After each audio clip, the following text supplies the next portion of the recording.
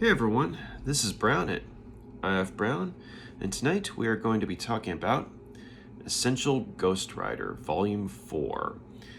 Well, we have finally made it, folks. We have made it to the end of the original Ghost Rider series. And this volume contains issues 66 through 81 of Ghost Rider, as well as Amazing Spider-Man number 274, and issues 145 and 146 of New Defenders. And in the case of issue 146 of New Defenders, this volume only contains a few pages of that issue. But as far as endings go, this was a good one for the Ghost Rider series. And for a series that started off as, less than stellar as this one did, the fact that it managed to end on as good of a note as it did manages to, really stand out as far as comic books go. And because it's not often that, a series will, be able to say end on such a note to where it makes sense within context of established lore, as well as providing an ending that's satisfactory to the readers. And so another thing I liked about this volume is that the way it shows the sort of creative changing of the guard in terms of the writing department.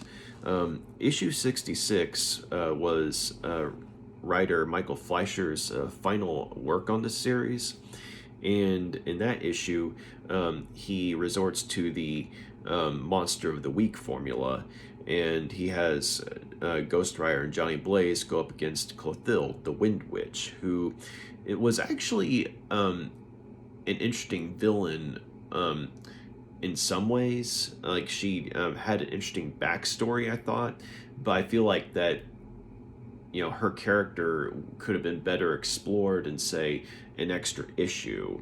Like, instead of just having her story being a one and done Monster of the Week tale, they could have had her story be kind of a two-parter, and it would have been interesting seeing a creature of dark magic going up against, say, a creature from hell. In this case, Clothilde being, a dark sorceress, and Ghost Rider being the hell-spawned, creature.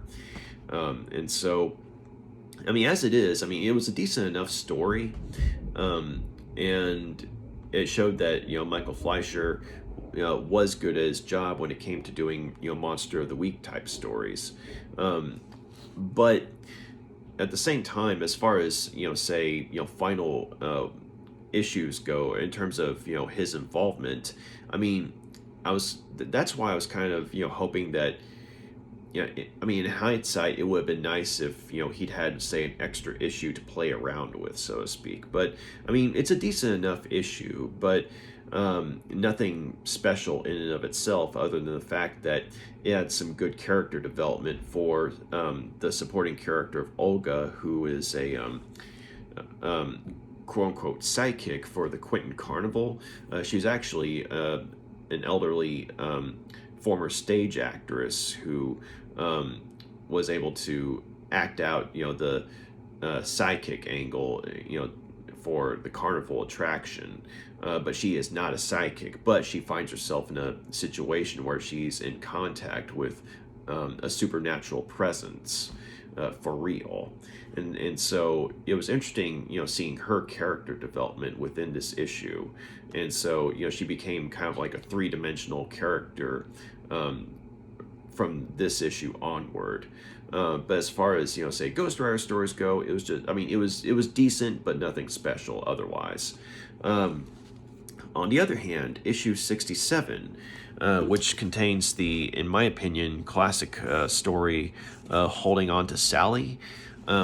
This is when things take a big turn in terms of narrative quality, because you have J.M. Dematteis, I hope I'm saying his name right, an exceptional comic book writer, taking the reins and crafting a story in which Ghost Rider, or Johnny Blaze, meets up with the ghost of a young woman named Sally, who was murdered years ago, and he finds himself an instrument in salvaging the, I guess you could say, well-being of her mother, who's been mourning her for years. And Sally's mother has had a rather tragic life because all her family members have been horrifically killed in one way or another,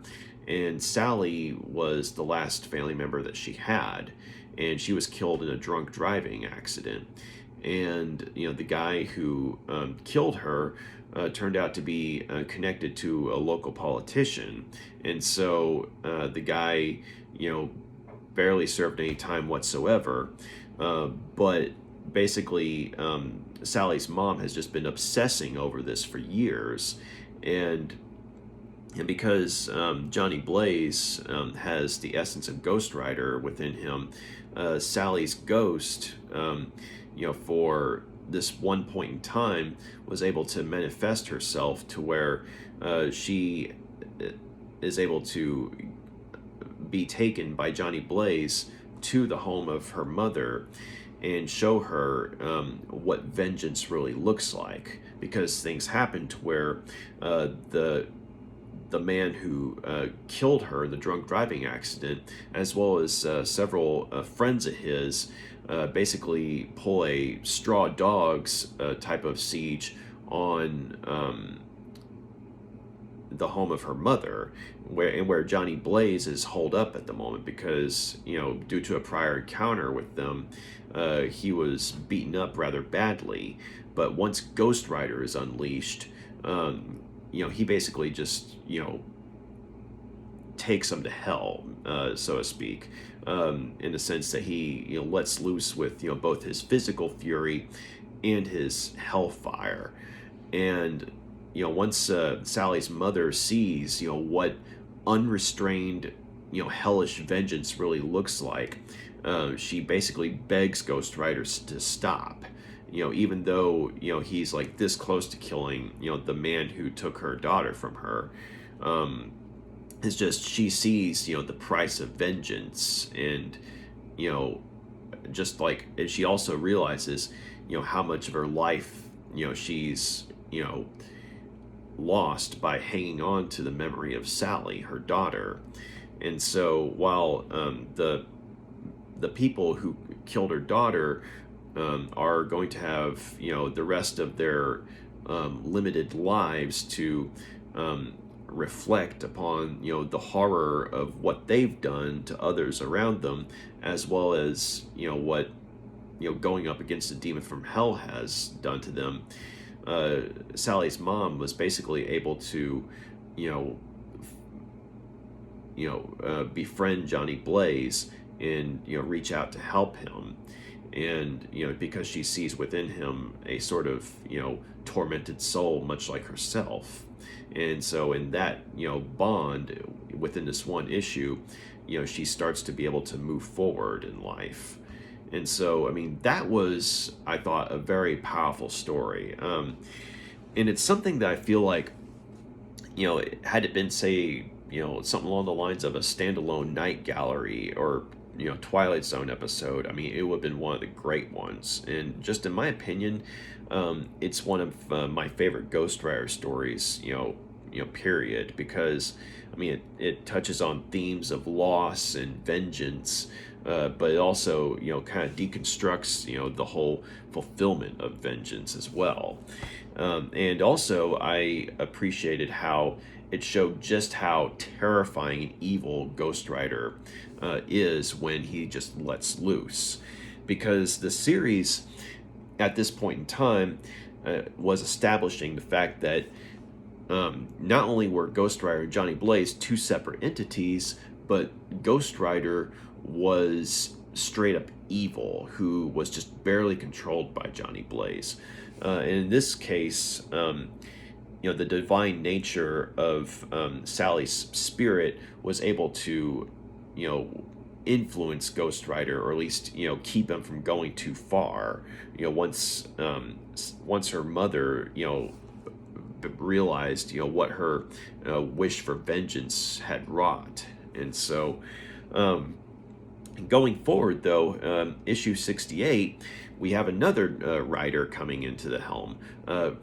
Roger Stern, easily one of the best comic book writers in the industry, and he wrote he'd worked on the series from 68 onward for a couple of issues here and there, but the issues they worked on were definitely some of the best ones in the series because at this point in time, he managed to tap into the character of Johnny Blaze, and in 68 in particular, which is called The Curse of Jonathan Blaze.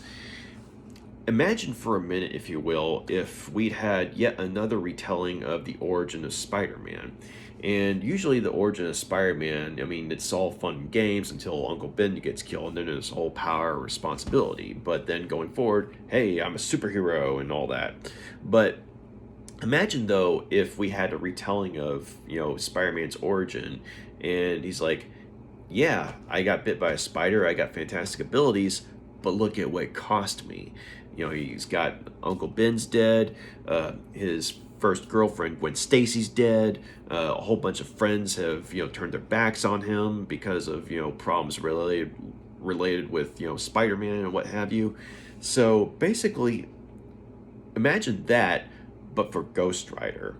And I think we can agree that Johnny Blaze probably has a worse problem than Spider-Man does. I mean, not that Spider-Man's problems were, insignificant, but considering that Johnny Blaze was literally saddled with a demon from hell, and how, this bond basically ruined any sort of hope he had in life, for, as long as, the two of them were together or were bound together.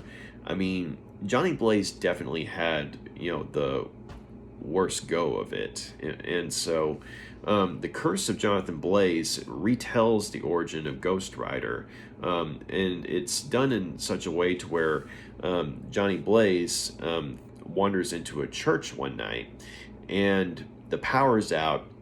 And so it's already a little moody atmosphere because, the only light's coming from, lightning or candlelight.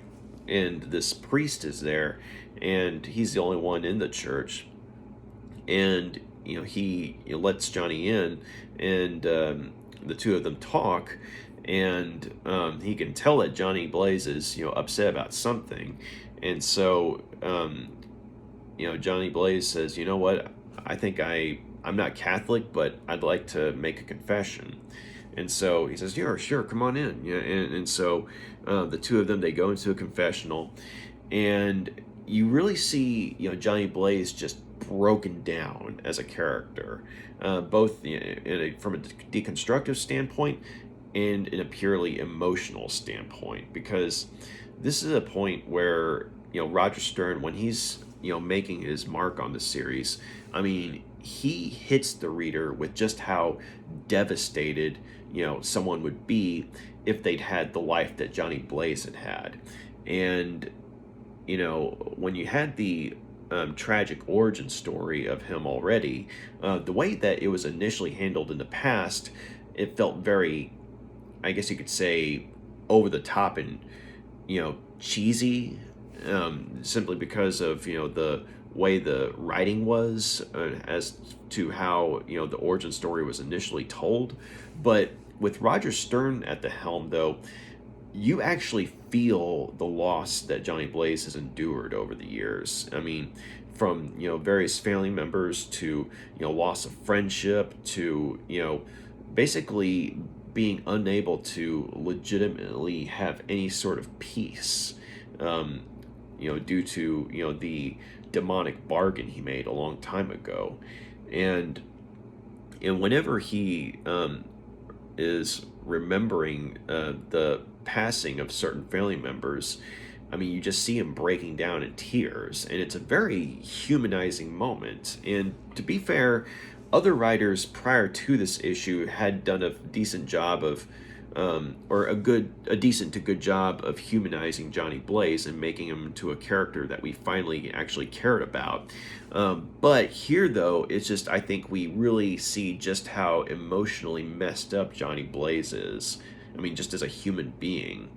And so, considering how, this fits into the grand scheme of things within the Marvel Universe as a whole, I mean, the Marvel Universe, it looks like, is, just as messed up as the real world in some ways. And, just because, there's superpowered, people flying around and what have you, but, the type of baggage that some of them have, compared to, say, real world stuff. I mean, it's like you combine the two, and well, that's what it'd be like to live in the Marvel universe.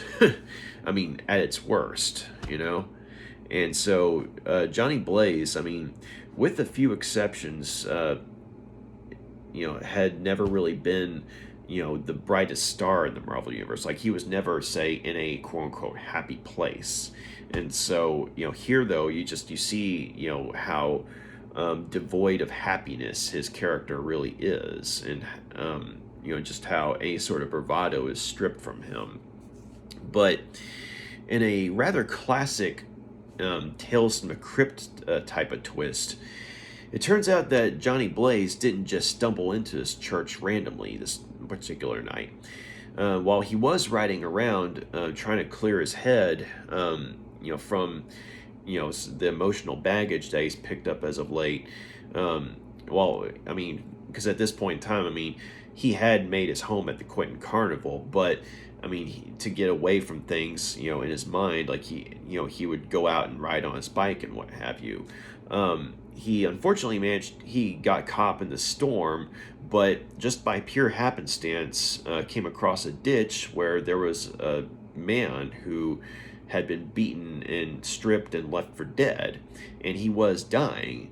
But it turns out that this man was himself a priest who told him that a thief had waylaid him and left him for dead, and had gone into the church to steal something. And so Johnny Blaze, it turns out, when he was looking around in the initial introduction, in this particular issue, he was looking at all the gold and stuff, and he realized that the priest that he is talking to, is actually the thief who assaulted and left the real priest for dead, and came to the church to steal the valuable gold objects that were within the church. And so right at that point, when Johnny Blaze is telling the quote-unquote priest, what's up, the priest pulls out his gun, and that's when Johnny Blaze's voice starts to change from human to demonic. And you have this wonderful moment where,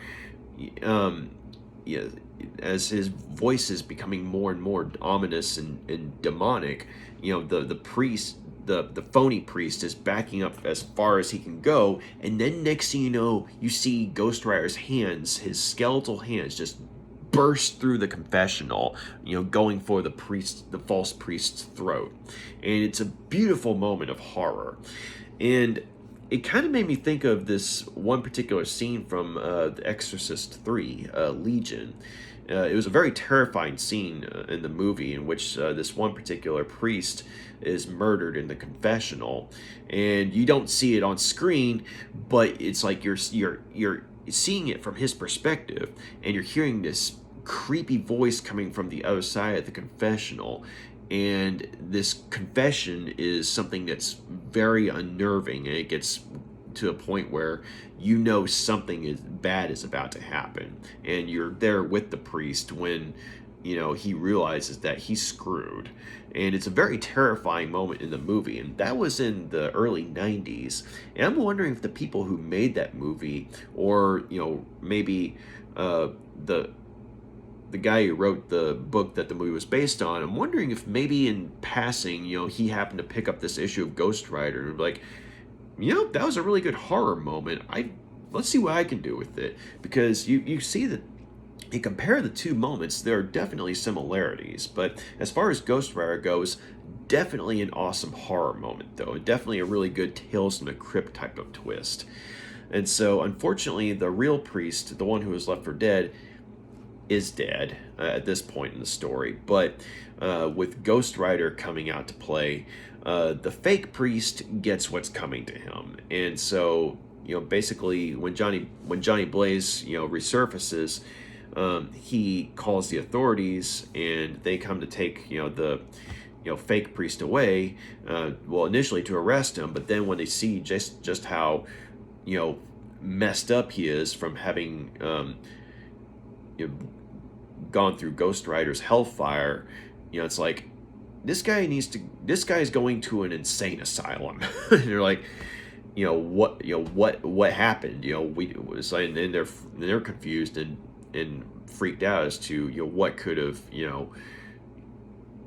freaked out this guy so much, because apparently he was a hardened killer, but whatever it was that got to him scared him so much that he can't even scream. Like his mouth is opening but no sound is coming out, just a gasp or something, and barely that. And so getting burned by Ghost Rider's hellfire will mess you up in all sorts of ways. But yeah, as far as origin story retellings go, The Curse of Jonathan Blaze is definitely one of the best ones out there.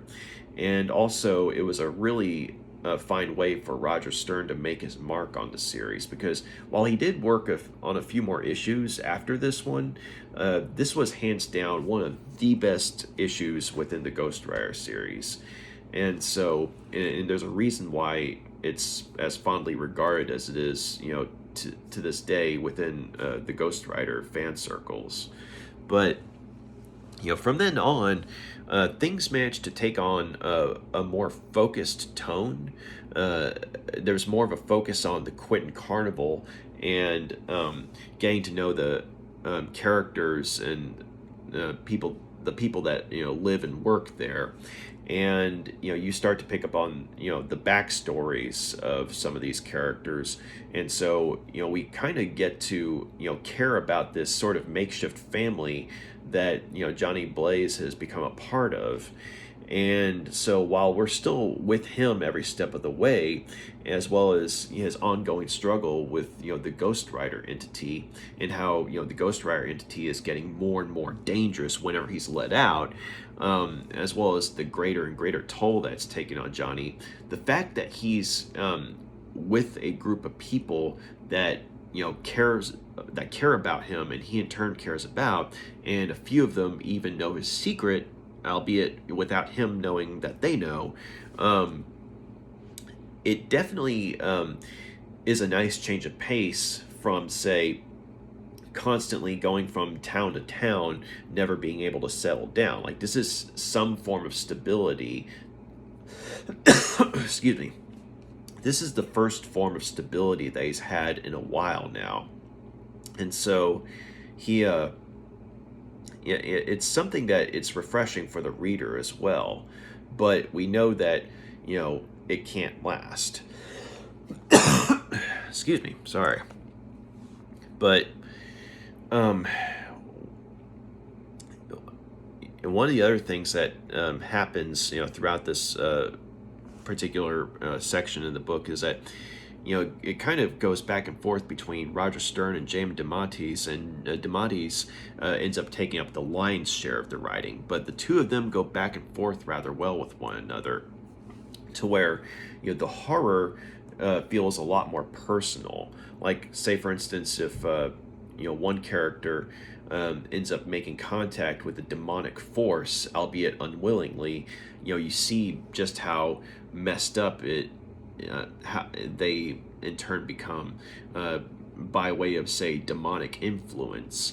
And once they, in their possessed state, say, go up against Ghost Rider, the horror is that much more intense, because you're like, okay, these are two demonic entities going at it, but what's going to happen to the person once this entity is dispelled? or banished, from the host or what have you. And and this is like one of those instances where it's a further reminder that life in the Marvel universe can be very dangerous. Because just imagine one day you're a discontented individual, and you're going out for a breath of fresh air. You're pissed off with where life's taken you, or where you feel like it's taken you, and you're working a dead-end job. And I mean, you have a person that loves you at home, but at the same time they keep nagging at you, trying to get you to get help in some way, because they see that there's something wrong, but you're just kind of like, back off. And then you're walking along, and then it's like your anger alone is what attracts a demonic entity into your body. And next thing you know, you're host to this entity. You're a prisoner in your own body, just walking along, causing death, wherever you walk, literally. And something like this does happen in one of the issues, and Ghost Rider ends up going up against this individual. And so you kind of see horror from a twofold approach here, because you have the horror that comes with life's disillusionment for this particular character, but you also have the horror of being possessed by a random demon in the Marvel universe and going up against another demon in the Marvel universe, in this case Ghost Rider, who while is a protagonist in his own series, is also not a good guy. So yeah, but at the same time though, it's just like, I really did appreciate how the horror took on a more human approach. So there were some fantastical elements, such as, say, demonic possession, mutants, genetic engineering, and what have you. But at the same time, though, because the writers, J.M. Dematteis and Roger Stern, when they're alternating and going back and forth, they flesh out the characters, whether they be supporting characters or villains, to where if they're supporting characters on the side of good, we actually care about them, and we care about what's going on with them. And so when they're in danger from threats outside of their normal realm of experience, we're invested in them. We want them to turn out okay. And that also adds further fuel and incentive to Johnny Blaze to on one hand try and take a more proactive approach in helping people, but also having to come to a reluctant realization that there are times where he's going to have to let Ghost Rider out, because Johnny Blaze as a human being has his limits, but Ghost Rider doesn't. And that is both a good thing and a terrifying thing as well. And so, on the other hand, when it comes to the side of evil and the approach of horror, there's also a more humanized approach, in the evil as well. The aforementioned individual who was randomly possessed by a demon, as well as the Freak Master, who has a rather tragic backstory, but nonetheless resorts to some horrible means of revenge. And he was definitely one of the more, I guess you could say, human evils in the book, because while his backstory and motive were definitely understandable and tragic, the means he was going to go to get his revenge, it was one of those instances where basically he was going after the Quentin Carnival because of what the manager, the boss of the carnival, had done to his family a long time ago. And the guy owns up to it. I mean, the head of the carnival, I mean, in a rather emotional moment, I mean, he confesses to his part in Freakmaster's the fate of Freakmaster's family. And so he's basically saying, if you have if you have to take revenge, take it on me. Don't do this to my family. And when he says his family, he's talking about his carnival, his circus. But Freakmaster is wanting to take it beyond that. And one of the things he's wanting to do in order to do that is along with mutating the mutating people into straight up freaks. He's wanting to capture Johnny Blaze and basically force him to give up the powers of Ghost Rider, but basically make him into some sort of man demon mechanical hybrid. But once Ghost Rider actually is unleashed, Freakmaster realizes just how out of control Ghost Rider is and how impossible it is. And so once Johnny Blaze is able to get Ghost Rider back inside of him, he tells Freakmaster, now you've seen what Ghost Rider can do. Do you really want to go through with this, or have you caused enough harm? And so Freakmaster, basically gets the moral of the story, backs off, and takes his freaks with him. But definitely a very human approach in the sense of his quest for revenge, as well as the fact that he's also someone who was genuinely trying to help freaks who, like circus freaks, who were downtrodden and abused, much like his family was.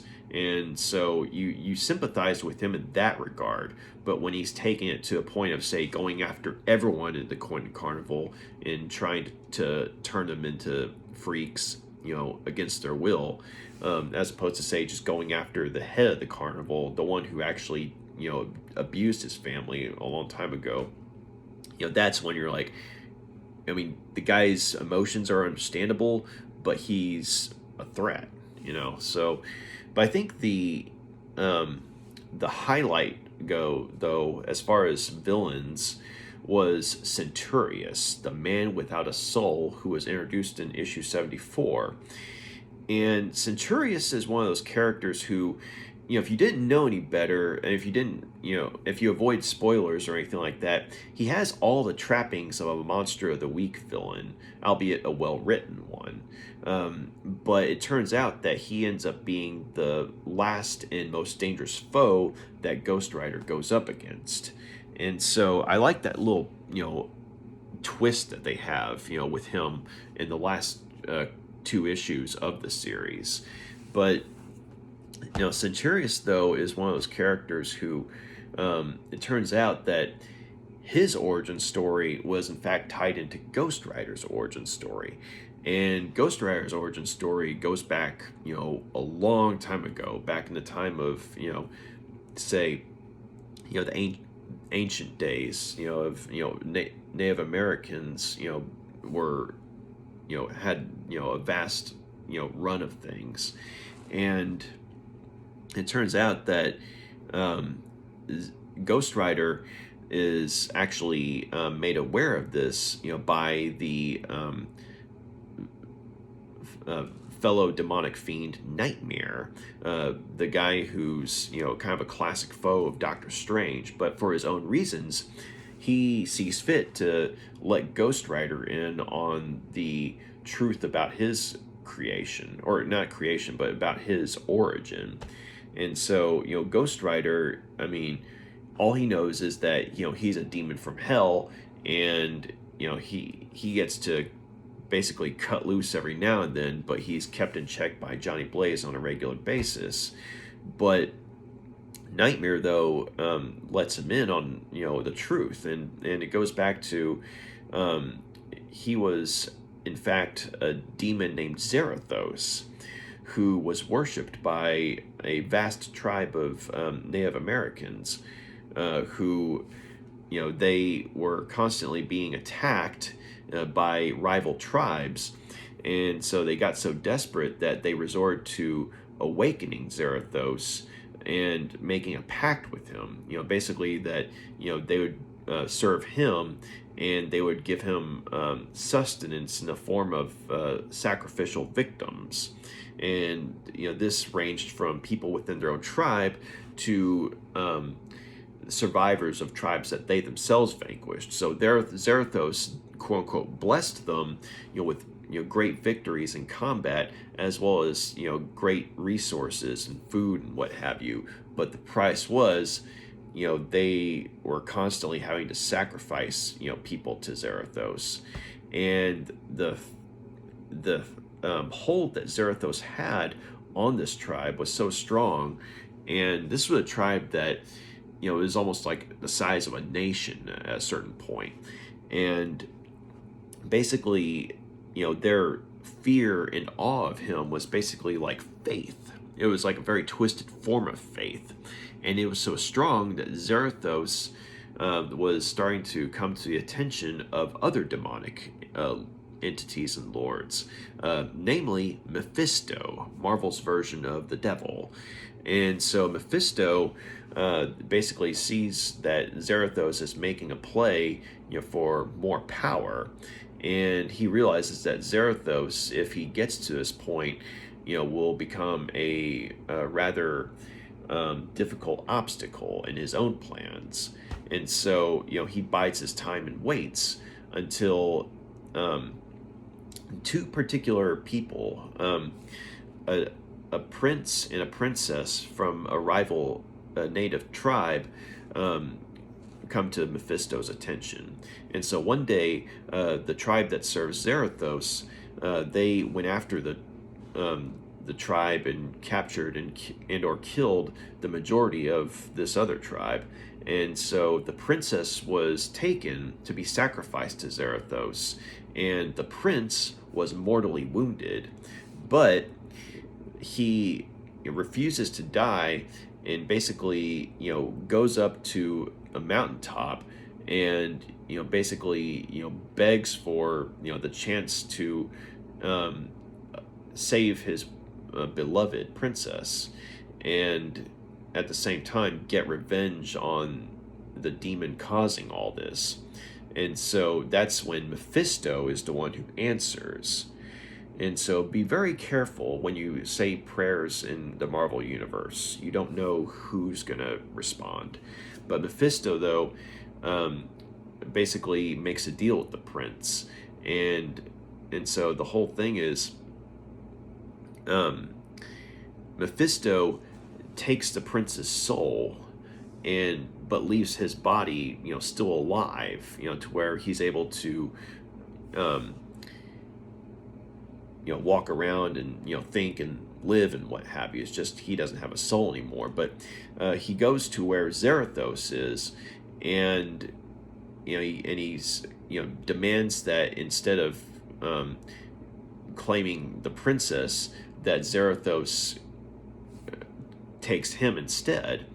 But when Zarathos grabs him and attempts to feed on him, because this prince no longer has a soul, it causes this sort of destructive feedback on Zarathos. And this moment of weakness provides Mephisto with the opportunity to come into the mortal realm and fight Zarathos and defeat him. And when this happens, this sends a ripple effect through the tribe that worships Zarathos, and it's like they're seeing their god be defeated by someone else, and so they lose this loss of faith is basically the weakness that Mephisto needs to further exploit Zarathos. And so not only does he take Zarathos back to hell, but the whole tribe just kind of falls into the earth, and the only survivors are this prince without a soul and the princess they made this dark bargain to save. And he actually he tells her, I made this pact to save you, but you must forget about me, because a man without a soul can never love again. And so it's definitely one of those instances, again, where you have a villain I mean, who proves to be a major threat in the series later on, but who nonetheless has a tragic backstory, and you can understand their motivations and what have you. So this prince, throughout the ages, I mean, he walked the earth, never having a soul, but trying to master the art of sorcery. And so he eventually resorted to, say, just to get a glimmer of what it was like to live, he would sort of possess people, or he manufactured this device called the soul crystal, and it was something that he used to trap people's souls over the years. And so he's got probably thousands, if not millions, of souls within this thing. But basically, that's how he gets his power. And so when he and Johnny Blaze meet for the first time, Centurius had been living in this neglected mansion that had been around since probably the time of the Civil War. And Johnny Blaze ends up making his way to the mansion, but once he gets inside, he's met with a party of people who are clad in clothes and garments from like a long time ago. And the thing is, there's no life in them. It's not like they're rotting or anything like that, but there's literally, it's like there's no one home. And so Centurius, though, once he sees this new soul, I mean, he made sure that Johnny Blaze was able to find his way there.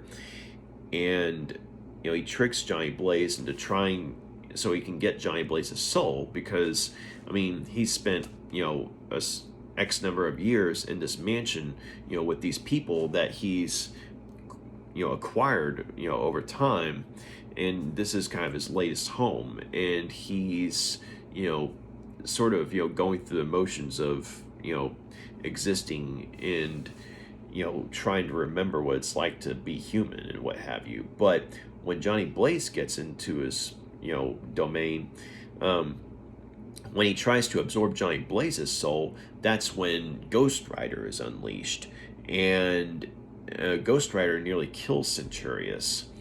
And so because of that, Centurius was completely overwhelmed and caught off guard. But what ends up happening, though, is that Centurius, in the stories that he reappears in issues 80 and 81, he remembered who this was. He remembered this demon, because the demon, it's the very same demon that he made the deal with Mephisto a long time ago in order to defeat. And so in this latest scheme, Centurius, with the aid of a fallen pastor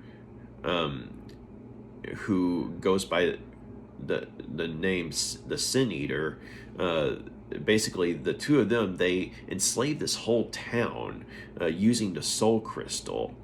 And one of the residents of this town is a woman that we have not seen within the series for a bit, Roxanne Simpson, Johnny Blaze's old girlfriend, and one of his few bright moments of light in life. But she finally comes back onto the scene, because it turns out that she actually ran away from the town once she found herself in the town. She initially had family there, but then when the Sin Eater came in and started claiming people, I mean, she knew that something was wrong from her past experience with Johnny Blaze and Ghost Rider. She knew that there was something demonic at work, and so she was compelled to seek out Johnny Blaze, and she eventually does find him at the Quentin Carnival, and they have a sort of an emotional reunion, but she tells him that I can't give myself to you yet. I can't go back to what it once was, because I mean, you left me high and dry, and you never tried looking for me. And so Johnny Blaze is kind of like, yeah, you kind of got me on that one. And so she tells him what's going on in this town. And mind you, at this point, neither of them know about Centurius's involvement. They just know that there's something going on with this, pastor who's calling himself the Sin Eater. And so they go to the town, and they're checking things out and what have you. But they go to church, the service that the Sin Eater's holding, and he's basically saying that he can take all the sins, all the evil of everyone in the town and beyond that. And so Johnny Blaze, I mean, he's desperate to be rid of Ghost Rider. Excuse me. And so he goes up to the pulpit to be cleansed by the Sin Eater. But unfortunately, this is what Centurius was counting on. Because in the time in between, when he and Johnny Blaze first met, and they had that fight with one another, in which Ghost Rider / Zarathos's reemergence, surprised him, and he started to remember all the details.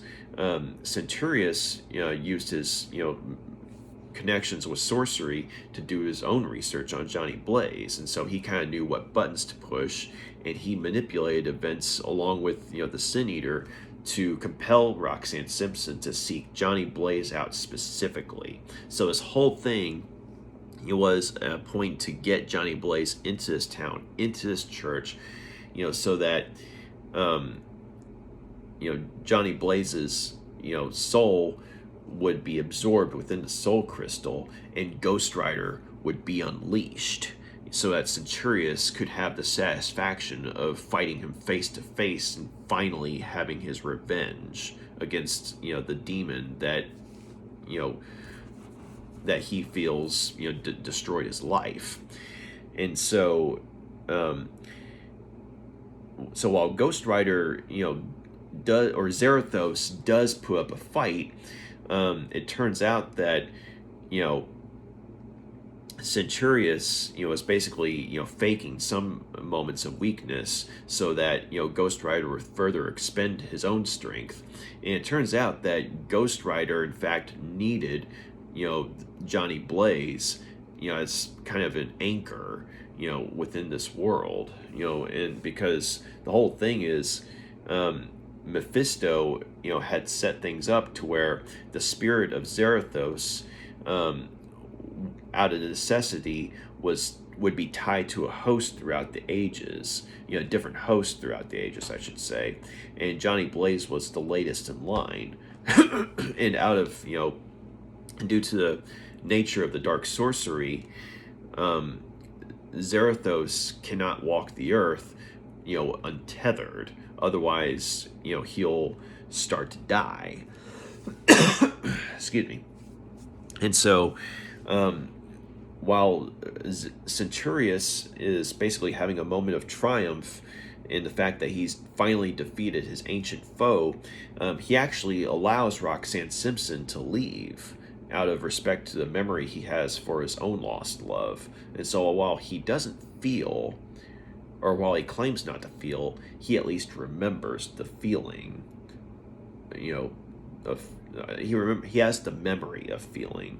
And so he lets Roxanne Simpson leave the town, while Sin Eater and him refuse.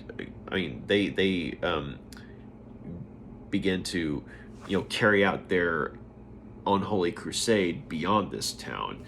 And the Sin Eater's starting to realize that Centurius doesn't have the best intentions with humanity himself, because Sin Eater he was a priest or a pastor who was wanting to save the souls of his town because he felt like they were being consumed by modern day sin. But unfortunately, though, in his desperation, he didn't really he didn't really, try and understand just who and what Centurius was and what his end game was. He just saw the power and went for it, and so, but once he realizes that Centurius, is, wanting, to enslave, the souls of everyone on earth, that's when, the Sin Eater, he realizes, like, my God, what have I done? And so, so while he tries to turn against Centurius, Roxanne Simpson finds herself in the bizarre situation of having to help Ghost Rider, because, without Ghost Rider's assistance, she can't save the soul of Johnny Blaze. And so, she's trying to convince Ghost Rider that he needs Johnny. He needs Johnny Blaze to be able to fight Centurius. And, he's all, I don't need him. I don't need him. And then he has a breakdown and says, I do need him. And it's really strange because in that moment, you actually feel a slight measure of sympathy for Ghost Rider / Zarathos, because, you see him, going through his old raging, and what have you, but then you actually see him just have a cold moment of reflection and just realize, yeah, I need help. And so the two of them, they go back to where Centurius is, and Ghost Rider is able to, in his weakened state, he's able to nonetheless, summon every iota of strength and hellfire that he has and shatter the soul crystal. And when that happens, all the souls that Centurius had, possessed over the years, they all go everywhere. The souls that belong to the townspeople go back to the bodies that they belong to. The souls of all those who have died over, the years, they go on to their, final eternal rest. And the soul of Johnny Blaze goes back into Johnny Blaze's body. And so, and as for Centurius, the man without a soul, he ends up being sucked into the soul crystal. And at that point, though, Ghost Rider is, basically convinced that he's going to be, cursed to, die in the mortal realm without having achieved his vengeance against Centurius. But Johnny Blaze, with the help of a dying Sin Eater, is able to help Ghost Rider break into the soul crystal, and with, basically like one last burst of dark sorcery, and Ghost Rider allows himself to be devoured by a soul crystal, also that he can, avenge himself on Centurius for all eternity. And so once that happens, Johnny Blaze, realizes that he is finally free of Ghost Rider, and he and Roxanne Simpson can start a new chapter in their lives. And so that was a very,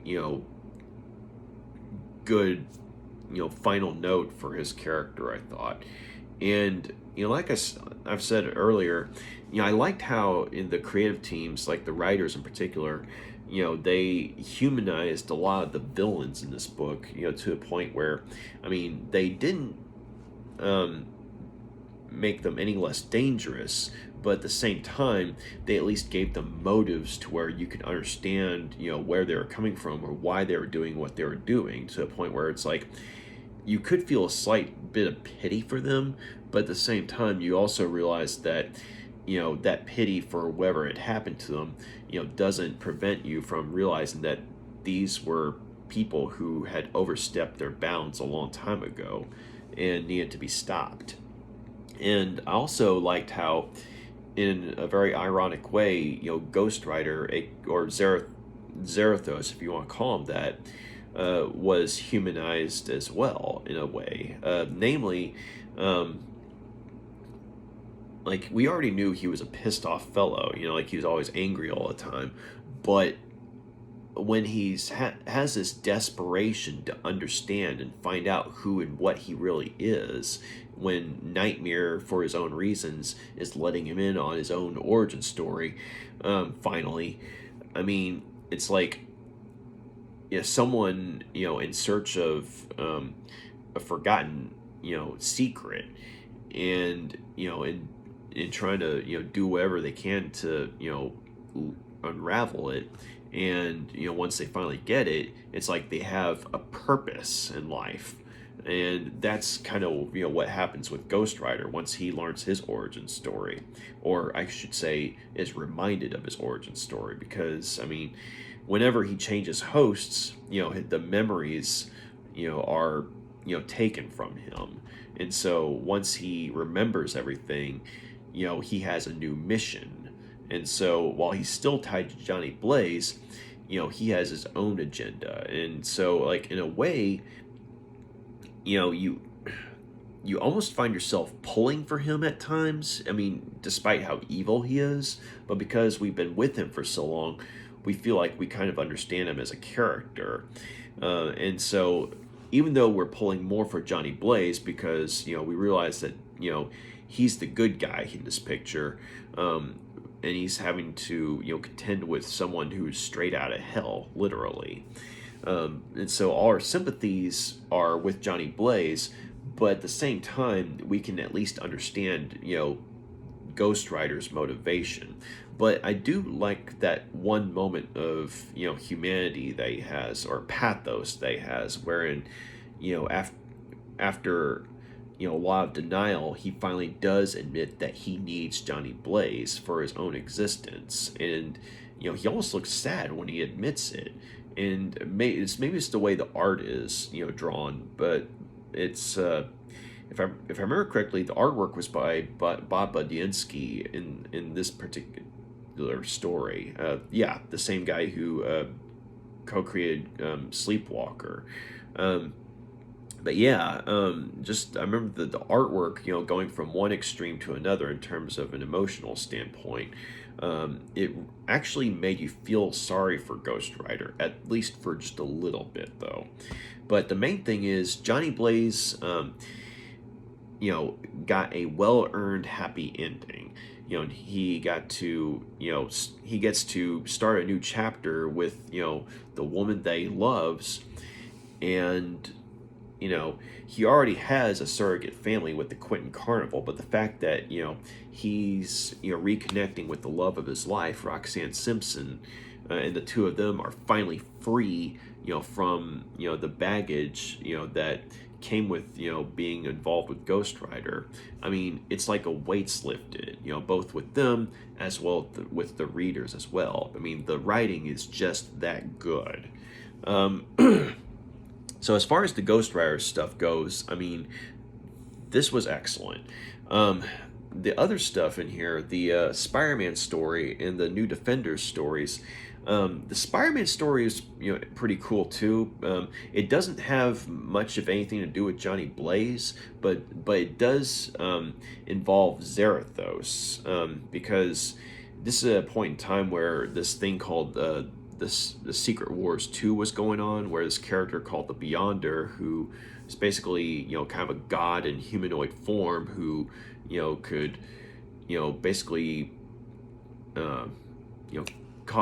wipe us out just by, thinking about it.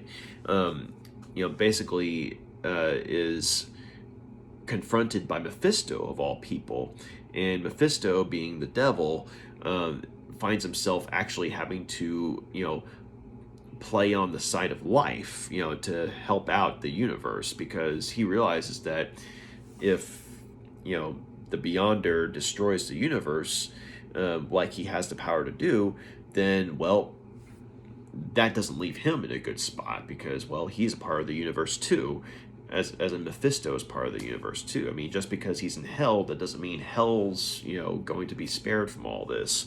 And so he makes a deal with the Beyonder, that, basically, he'll get to pick a champion for Earth, someone to show the Beyonder, that there is, some form of meaning in sparing the universe, if only for a short amount of time. And so the Beyonder actually agrees to this, and albeit, to only spare the universe for 24 hours. And so they decide on Spider-Man to be the champion. And the reason being is that Spider-Man had actually befriended the Beyonder for a short amount of time. And so,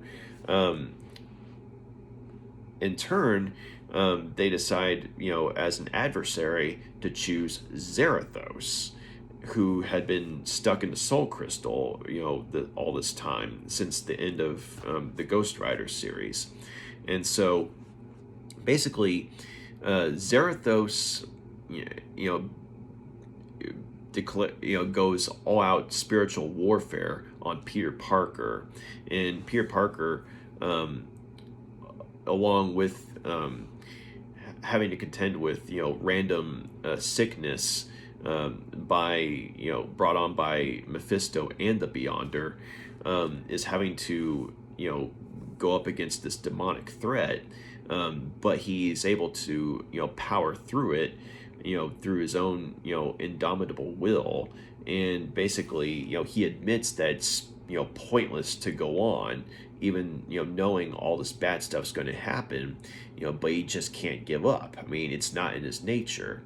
And basically I'm giving you the abridged version of what happens in this story, but but the fact that he's able to defeat Zarathos's manifestations,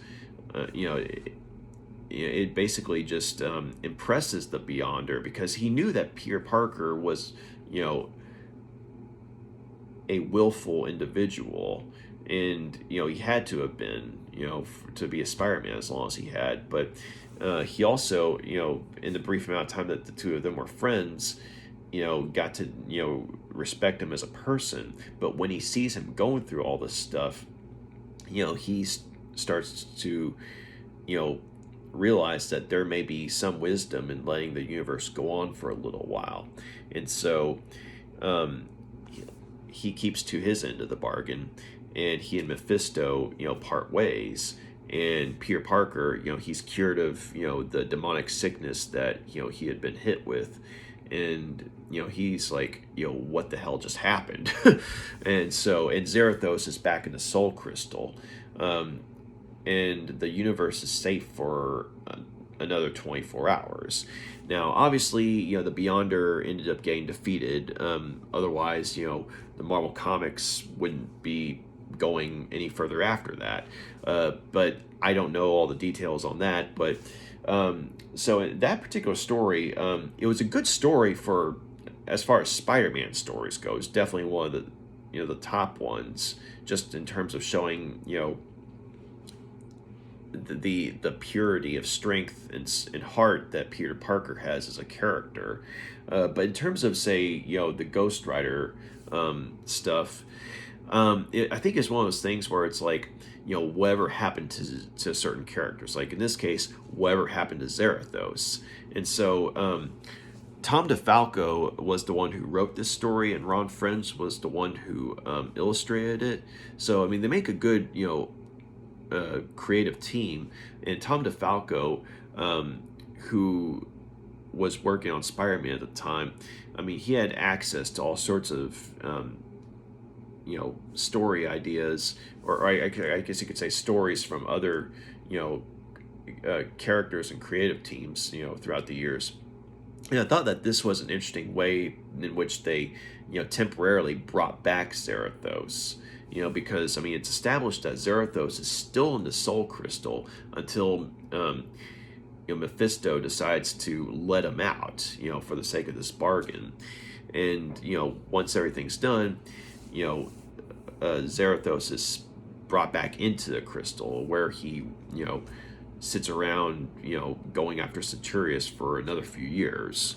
And so, as far as, whatever happened to such and such character type of stories go, I mean, this is what it was, for as far as Ghost Rider stuff goes, but it was more of a Spider-Man story than anything.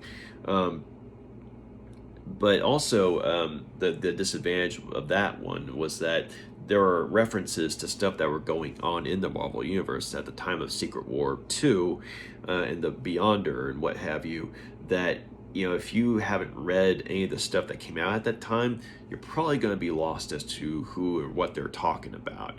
And not to say I've read every single issue, from Marvel Comics at that time, but I read a few, Secret War 2 crossovers to have a rough idea of what was going on. But still, it was kind of like, it would have been nice if, the people who had put this collection together had maybe had some sort of, little, maybe one page, explanation as to, just to, help, people who bought this book for Ghost Rider, just to help them not get lost, when suddenly throwing in the Spider-Man story.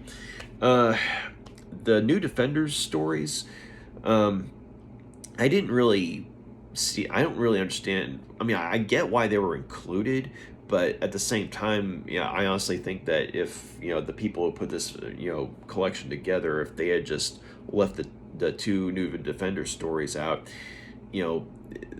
the book would have been just fine, like if they had just left the Amazing Spider-Man story in there, the one where with the Zarathos and the Beyonder and Mephisto, I mean, that would have been a nice little bonus, but the Ghost Rider collection would have been just fine. But the New Defenders stuff, though, it was just kind of like, I mean, I understand that, they have them in there because it shows that, Johnny Blaze, is still in the Marvel Universe, but he's just a ordinary human at this point. And he and Roxanne Simpson, they basically, hit up the New Defenders headquarters to reconnect with,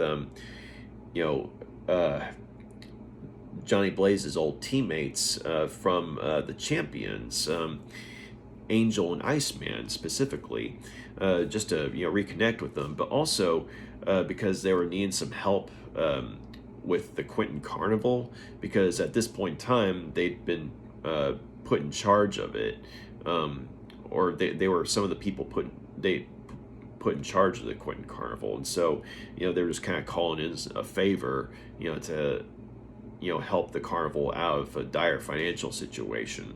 But the majority of the focus is on the Defenders story, and it was honestly just kind of forgettable in my opinion. I didn't really understand what was going on in context of the Defenders. I mean, I know that Angel and Iceman, both former X-Men, both former champions, had been teammates of Johnny Blaze, back when he was with them on the Champions, and I think that if the stories had been focused exclusively on that bond, I think that maybe the stories would have fared better, but instead they're just kind of like, oh yeah, here's Johnny Blaze and Roxanne Simpson, hey, how you doing? And then there's this, story that's ongoing from whatever's going on in the Defenders series at the time, and I'm just kind of like, I don't really know what's going on here. Sorry. So, yeah, I honestly, if they had taken out I understand why the New Defenders issues were included in here, because for the most part, if I remember correctly, this was the last time that Johnny Blaze appeared within the Marvel Universe, within those two issues of New Defenders. And it wasn't until several years later in the 90s that he would come back within the series of Ghost Rider that kicked off with Danny Ketch. But at that point in time, that was the last anyone had seen of him outside of the original Ghost Rider series. But at the same time, if they had excluded the New Defender stuff from this volume, I think it would have been okay. But all in all, though, I'm gonna go ahead and give Essential Ghost Rider Volume 4. I'm gonna go ahead and give it 5 out of 5 stars. This was a really good collection, I think. New Defenders stories aside, I mean, this was an excellent collection because, not only did it collect the last arc of the series, but it did in such a way to where, you saw the transition of writing styles to a point of, going away from the monster of the week formula to, a more, I guess you could say, three-dimensional, human-based horror. I mean, yes, there were outlandish elements, but it, like, seen from the perspective of, human eyes and felt through human emotions, both on the side of good and evil. And that applied to both, Johnny Blaze, as well as his demonic alter ego, Ghost Rider, or Zarathos, as well as the supporting characters. And so you really got invested in both the main character as well as the supporting characters. And, when things came to an end, it felt earned and it was a good ending. So, yeah, 5 out of 5 stars. What a way to go out on. So, real quick, I should say that, the artwork, has it, like the volumes that came before this one, continues to be good. Once again, the black and white format really allows you to appreciate the detail in some of the, pages. And so, this was if I remember correctly, this was the last black and white essential book that wasn't in any way related to Ghost Rider that came out.